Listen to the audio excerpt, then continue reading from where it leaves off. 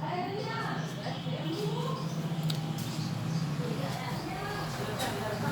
हम सिंधु घाटी सभ्यता की विशेषताओं पर चर्चा करेंगे, क्योंकि इसके पहले वाले वीडियो में हमने आप लोगों को ये बताया कि यह सभ्यता की तिथि क्या थी और इसका नामकरण क्या था। क्योंकि जब हम एक एक वीडियो में जो थोड़े थोड़े समय का होगा और एक एक विशेषताओं के बारे में बताते चलेंगे, तब यह बात स्पष्ट हो जाएगी, समझने में आसानी होगी और हर बार एक नई विशेषताओं को हम पढ़ेंगे। क्योंकि मुख्य परीक्षा और प्रारंभिक परीक्षा में हमेशा इनकी विशेषताओं को ही पूछा जाता है कि इनकी कौन सी विशेषता थी। तो आज हम जिन विशेषताओं के क्रम को प्रारंभ करने जा रहे हैं, उन विशेषताओं के क्रम का पहला भाग है भौगोलिक क्षेत्र, कि यह पूरी सभ्यता किस भौगोलिक क्षेत्र में विकसित थी।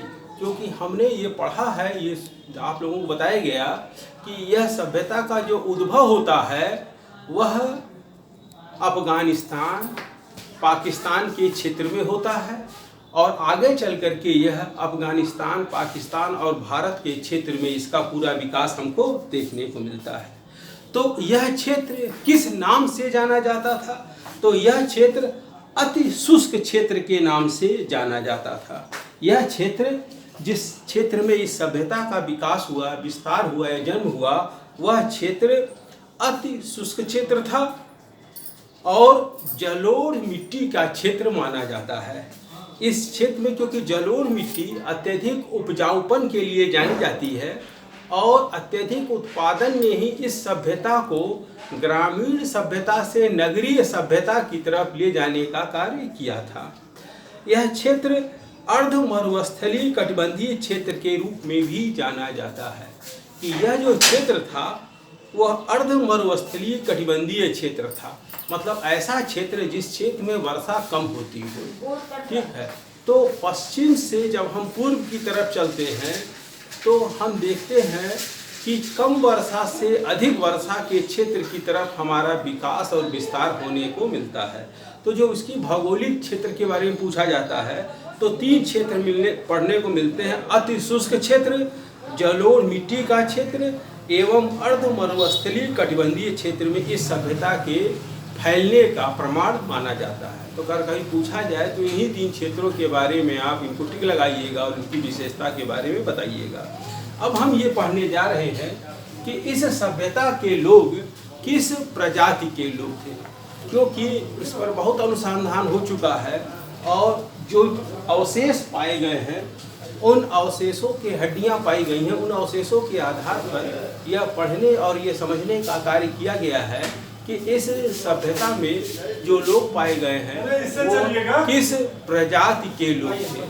इनमें 4 मुख्य प्रजाति के लोगों के होने का प्रमाण मिलता है। पहला है प्रोटो ऑस्ट्रेलॉइड प्रजाति के लोग। यह सिंधु क्षेत्र की प्रथम प्रजाति के रूप में माने जाते हैं। इन लोगों का विस्तार मध्य क्षेत्र में, वर्तमान समय में मध्य क्षेत्र में विद्यमान पाए जाते हैं। दूसरा, इस क्षेत्र में पाए जाने वाले जो लोग हैं, जो कंकाल पाए गए हैं, उनके आधार पर जो प्रजातियों के बारे में जानकारी मिली है वो भूमध्य सागरीय प्रजाति के लोग हैं, जो इस सभ्यता के निर्माता माने जाते हैं। और वर्तमान समय में यह लोग दक्षिण भारत में बहुतायत में पाए जाते हैं। तीसरा, इस सभ्यता की जो लोगों के अवशेष मिले जिनके आधार पर माना जाता है कि इस सभ्यता में तीसरी बड़ी जनसंख्या वाले या तीसरी बड़ी प्रजाति के लोग थे, वो लोग थे मंगोलायड प्रजाति के लोग। यह आमतौर पर हिमालयी क्षेत्र में पाए जाते हैं, जो आमतौर पर चपटी नाक वाले जो क्षेत्र होते हैं, जिनका शारीरिक सौष्ठव ज़्यादा अच्छा होता है तथा इनकी लंबाई कम होती है, ऐसे लोगों को हम मंगोलायड प्रजाति के लोग के रूप में पढ़े जाते हैं। यह लोग भारत म्यांमार की सीमा पर, सिक्किम असम की क्षेत्र की सीमा पर इनको पाया जाता है। चौथा, अल्पाइन प्रजाति के लोग हैं। यह लोग सिंधु क्षेत्र, गुजरात क्षेत्र, महाराष्ट्र, कर्नाटक एवं तमिलनाडु के क्षेत्र में इन लोगों के बहुतायत में पाए जाने का प्रमाण मिलता है।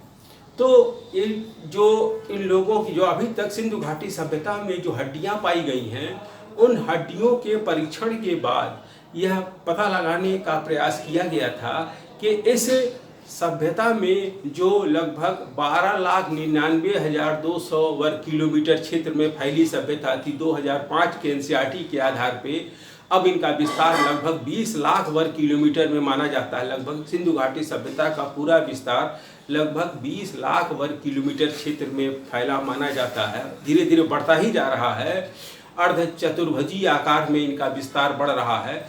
तो इस आधार पर यह माना जाता है कि इतने बड़े क्षेत्र में जो लोग आकर के बसे वह किस किस प्रजाति के लोग थे। तो इन चारों प्रजाति के लोगों का बहुतायत में यहाँ पाया जाना माना जाता है।